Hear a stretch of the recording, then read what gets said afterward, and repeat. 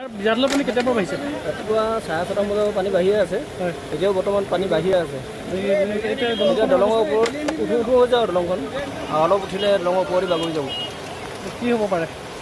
এই দলং যদি উঠি যায় তেতিয়াতো বহুত ডাঙৰ কথা হ'ব। পিডব্লিউডি ছিগি গ'লে মানে এইটো যাতায়াতৰ ব্যৱস্থাটো বন্ধ হৈ যাব নহয় জানো? কি দলং এখন? এখন কুমতীয়া।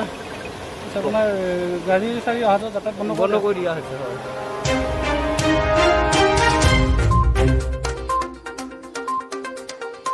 धेमाजि जिल्लानि जियाधल खुमटिया दैसाया गिख्रंथाव महर लादों।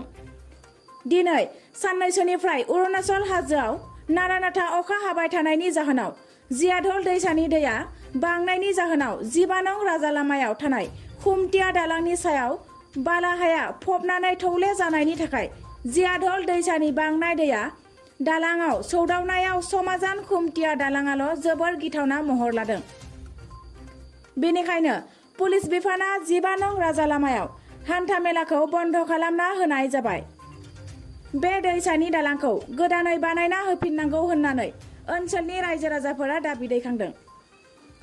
खुमटिया दालांनि खामानि मावनायखौ जोबोरै लासै लासै मावनायनि थाखायनो रायजोफोरा बेबायदि जाथायाव भुगिनांदों होननानैबो रायजो राजाफोरा अजद दिखांदों। आसलते अति भयानक परिस्थिति।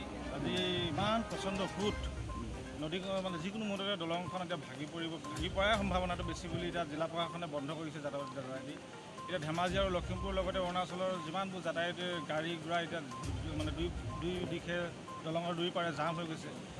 আচলতে ইয়াৰ মূলতে হ'ল মানে এই দলংখন যিখন বনাই আছে, এই কুমতীয়াৰ যিখন দলং আজি মানে ভাঙো হৈ আছে, তাৰ কাষতে এখন নতুনকৈ নিৰ্মাণ হৈ আছিলে।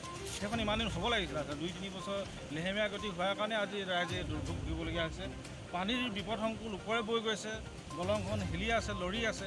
এনে পৰ্যায়ত আমিও এতিয়া বিহু সুৰক্ষা সমিতি এখন সভালৈ অংশগ্ৰহণ কৰিবলৈ ধেমাজি আমি আঁতৰাই গৈ আছিলোঁ, কিন্তু এতিয়া আমি যাব পৰা নাই। পথ বন্ধ কৰি দিছে প্ৰশাসনে, আৰু বন্ধ কৰিবই, কাৰণ এতিয়া যিটো সোঁত গৈছে প্ৰচণ্ড সোঁত, আৰু বৰষুণো যথেষ্ট হৈছে এইকেইদিন। গতিকে ৰাইজৰ বহুত অসুবিধা হৈছে মানে কৈছোঁ, আৰু ভাবিছোঁ জিলা প্ৰশাসনে এটা বিকল্প ৰাস্তাৰ বাবে ৰাইজক সুবিধা কৰি দিয়ে। এতিয়া পানীটো বাঢ়িছে বুলি ভাবিছে নে আপোনালোকে?